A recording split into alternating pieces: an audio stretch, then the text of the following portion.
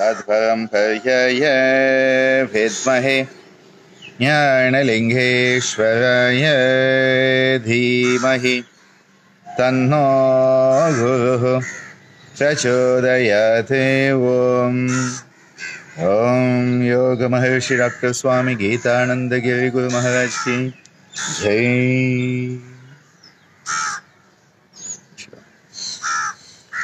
Namaste, Swagatam, Vanakkam, for whichever part of the world you are logging in from.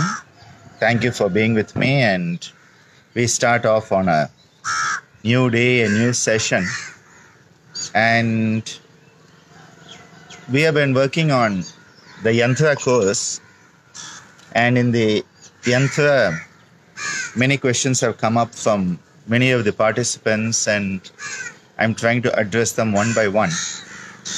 And interestingly, the moment you start talking about Yantra and you start talking about Mantra and Tantra, you start having energies that are moving in a very powerful way. And we human beings, we have to always be careful because the energies are very powerful. So, we think that I'm just going to do these practices and I'm just going to do this and I'm just going to learn about something more, some more information. And we don't realize that we are actually unlocking a connectivity with the cosmos.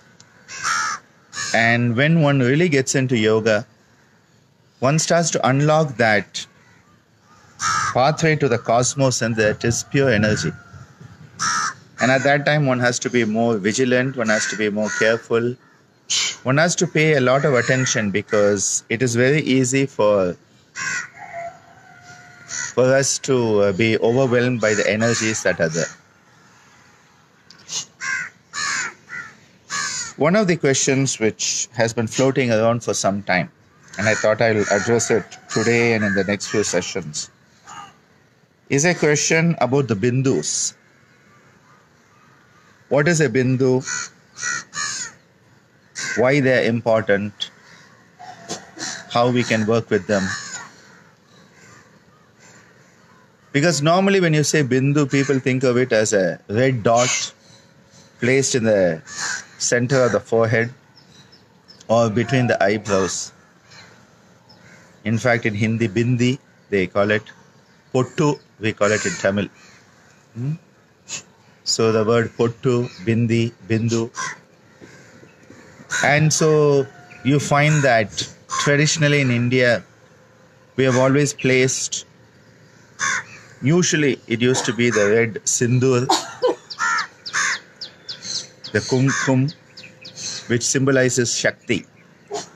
The red kumkum symbolizes the energy of the feminine nature, Shakti.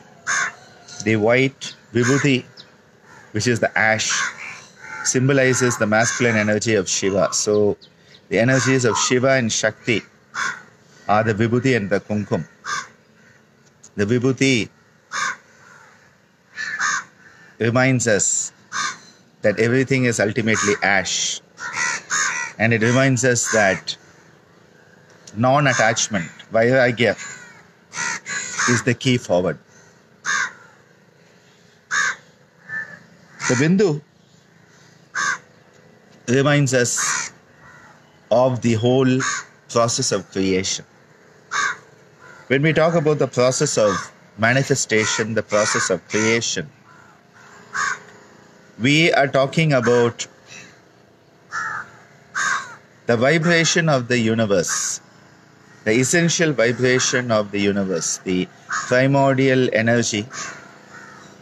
And we are talking about that energy condensing into a point. So that point where the universal energy condenses is actually what a bindu is. So a bindu represents the condensation of the universal vibratory energy into one point. And it is at this point of the bindu that then the manifestation process can start. As long as it is pure vibration, it is at the causal layer of existence. When it condenses to a point, from that point can then originate. A point is basically a seed, a bija. A seed, which is a bija or a bij in Hindi, vidai in Tamil. A seed, a bija, is a bindu. Because from that seed arises everything about that being that can be.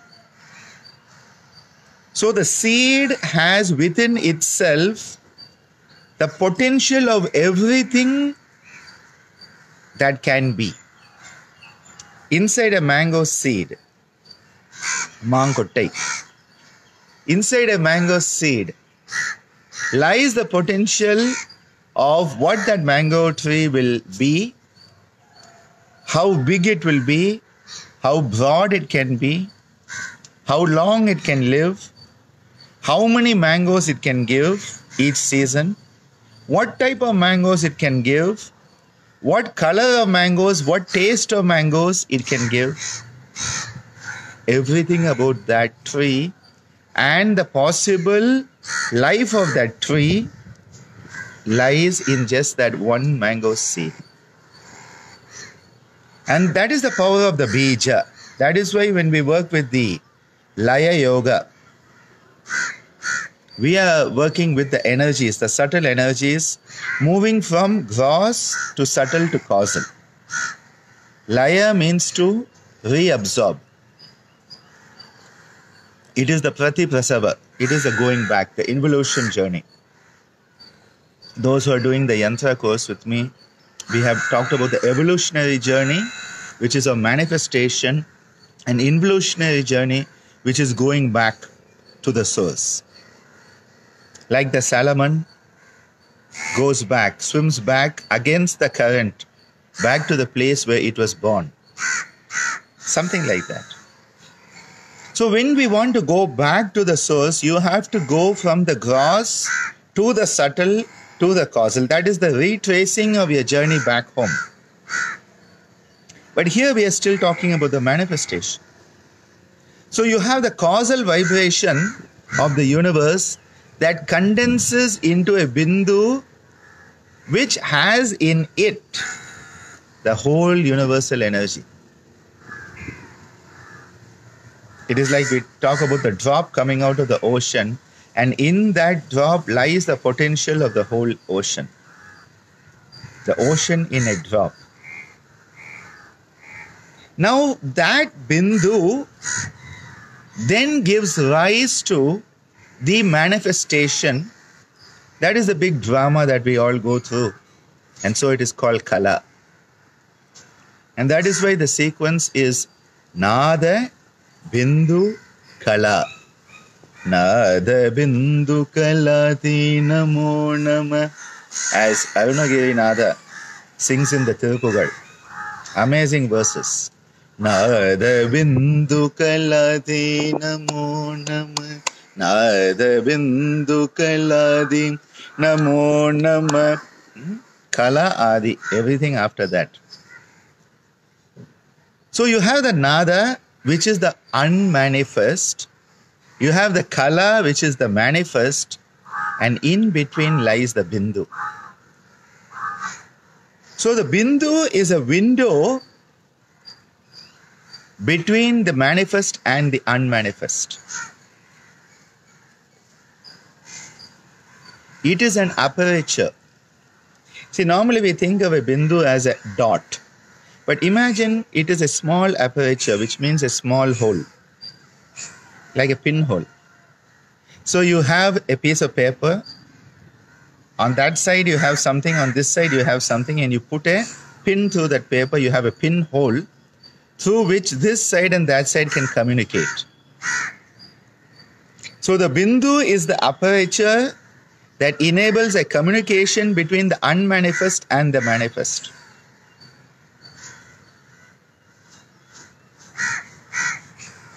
Unmanifest and manifest are communicating through that aperture, that bindu, that point.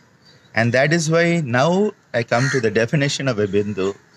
It is a focal point of consciousness. A bindu is a focal point of consciousness. And yes, Divya from Hawaii, you set the ball rolling with this. So here the avalanche comes, the snowball becomes the avalanche. The unmanifest communicates with the manifest through the bindu, and the manifest can communicate with the unmanifest through the bindu. So the bindu becomes a focal point of consciousness that is an aperture through which communication can occur between the unconscious and the conscious, between the unmanifest and the manifest, between the gross and subtle layers of existence and the causal layer of existence.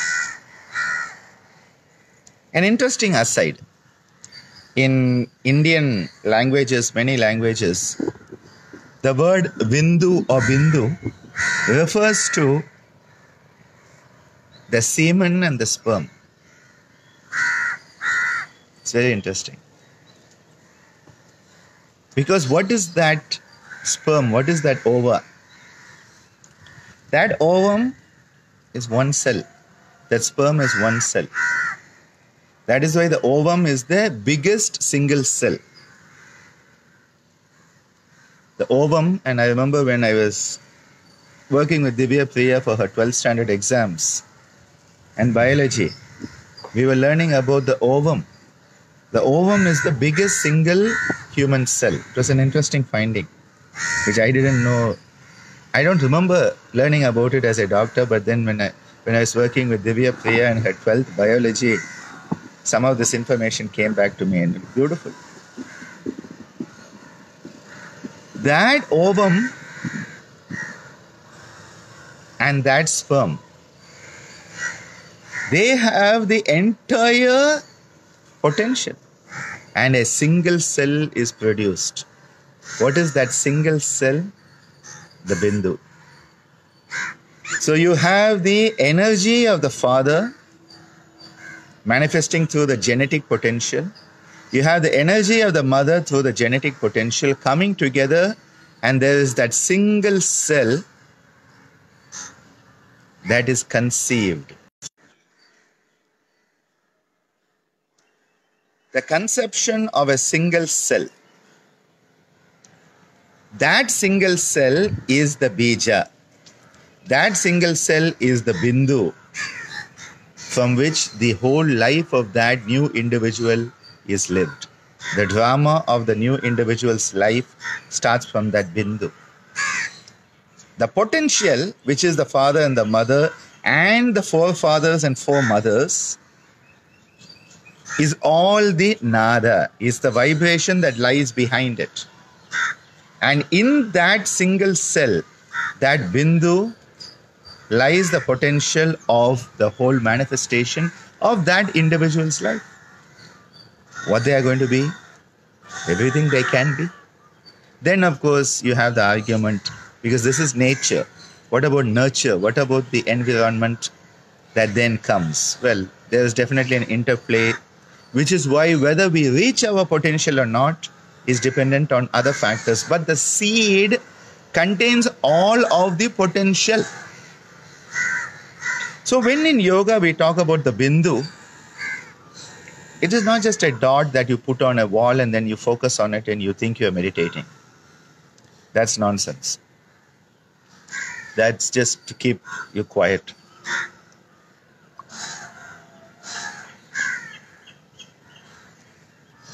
A bindu is a focal point of consciousness, because when you apply your consciousness, and yoga is all about consciousness, and this is not the normal consciousness that I can see you, I can hear you, so I'm conscious. No, it means you have woken up. The woke state. You have woken up from your slumber of ignorance. It is where the inner light comes on. Through your consciousness, Your choice. That is why the power of dharana, dhyana, samadhi, samyama. The power of samyama is based on a capacity to focus. Which means that already your mind has learned the capacity for ekagrata. Patanjali talks about the ekagrata parinama, the mind going from all pointedness to one pointedness.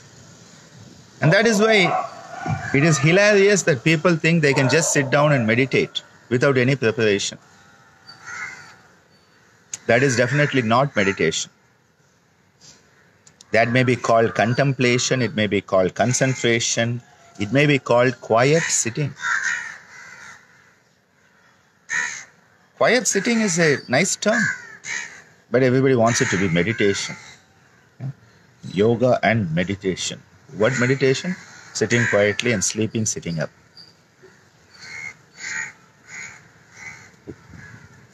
The power of focusing the mind, because the mind is like the sunlight. It's energy. The mind is the fastest energy we know of.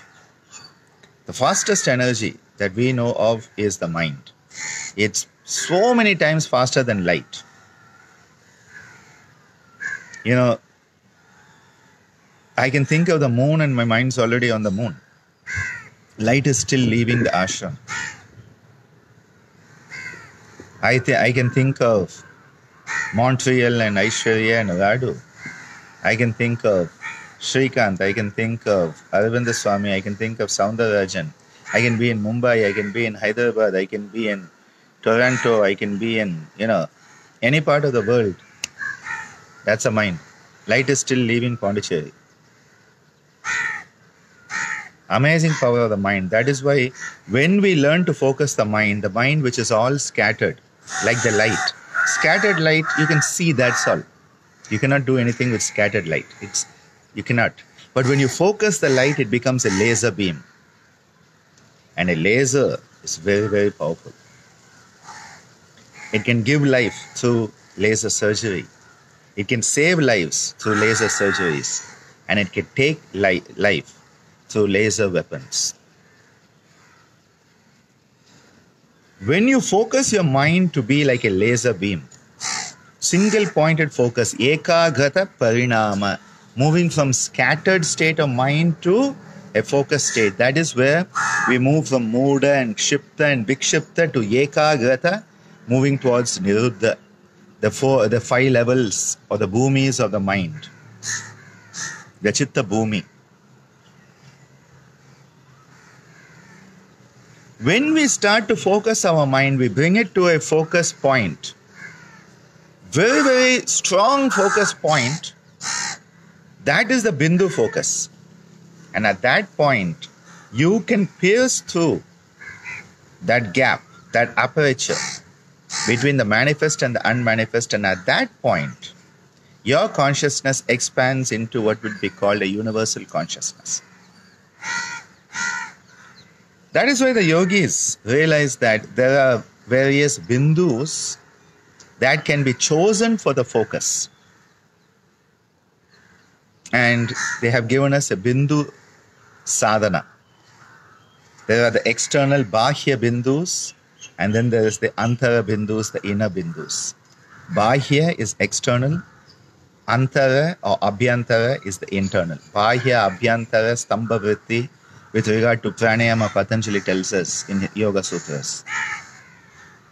The bahya bindus, the external focal points, and then the internal focal points. That we'll look at tomorrow, but just to start off this series, because it is a big topic. Where do these bindus lie? Where does the bindu lie in relevance to us and our Panchakosha? We have the 5 aspects of our existence. The 5 layers of 5 bodies, or the 5 sheets as is described. Annamaya Kosha, the physical. Pranamaya Kosha, the emotional and energetic. Manomaya Kosha, the mind, and the mental psychological processes. The Vijnanamaya Kosha, where in that Vijnanamaya Kosha you have the intellectual capacities, especially of focus. And then you have the Anandamaya Kosha, which is the universal, which connects us to each and every being that is there in the universe. Anandamaya Kosha is like our outermost layer, which is in connection with the cosmos.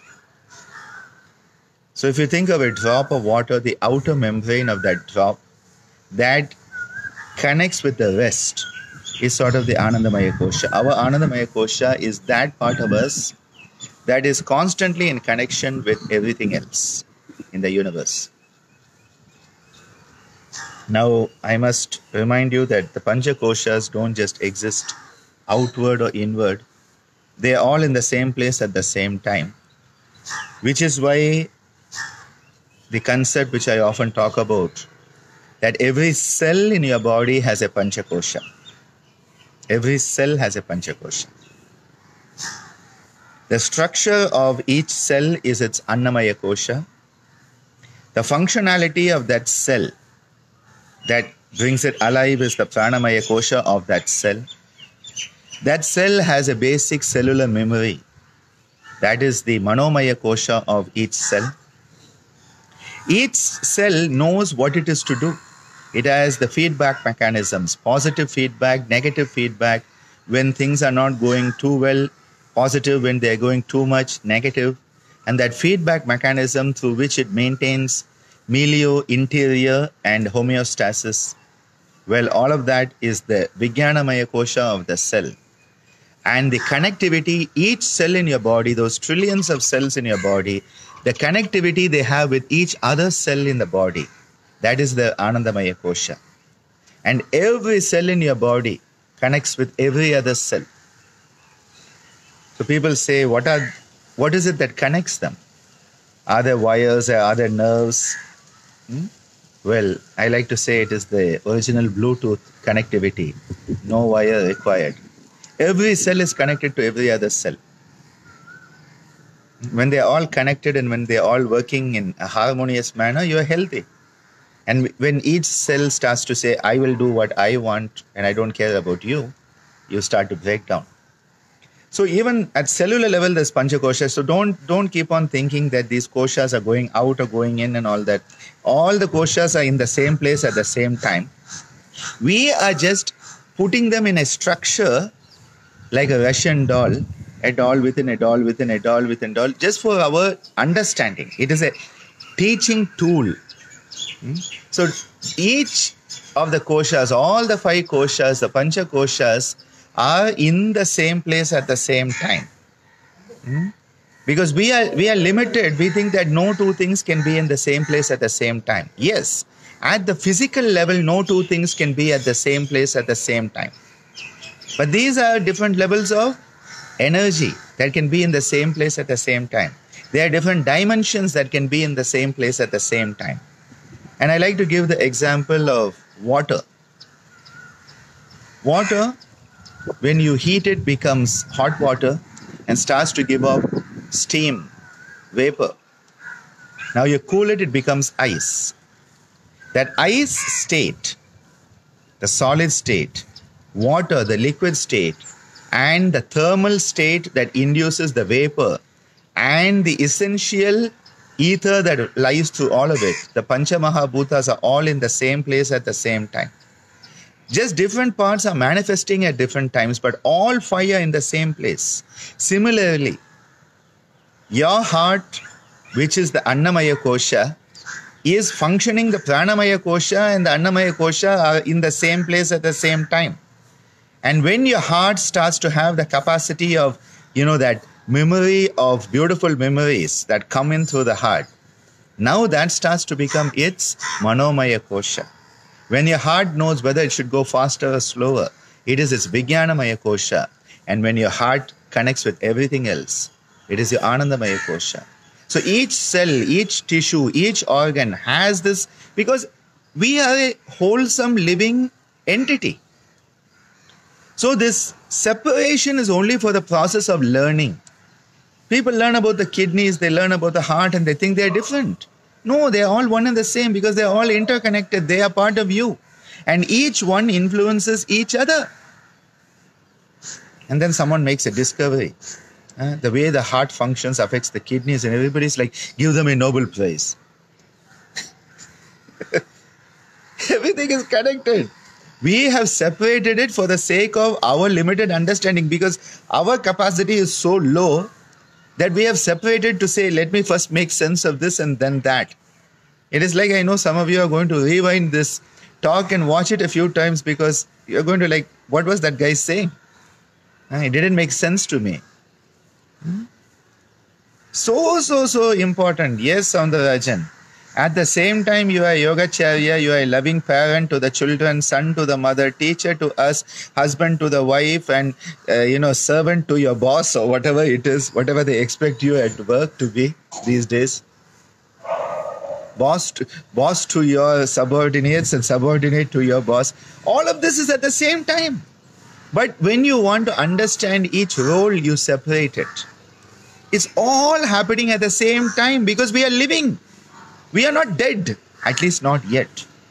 And hope you are not dead and watching this. And that I haven't killed you with my lecture. I always in classes check up whether people are still alive or whether anybody's died in my class. So anyway, coming back. In the Panchakosha scheme, some people call it the Panchamaya. Don't get locked in terminologies. Each tradition has its own approach, its own terminology. Each tradition is perfect in its own context. And so, is that correct or is this correct? I'll say both are correct. And that is Ananda's perspective is both are correct. Okay, so don't try to find gaps there because for me everything is connected. In the Panchakosha or the Panchamaya scheme, Anandamaya is where we are connecting to the causal.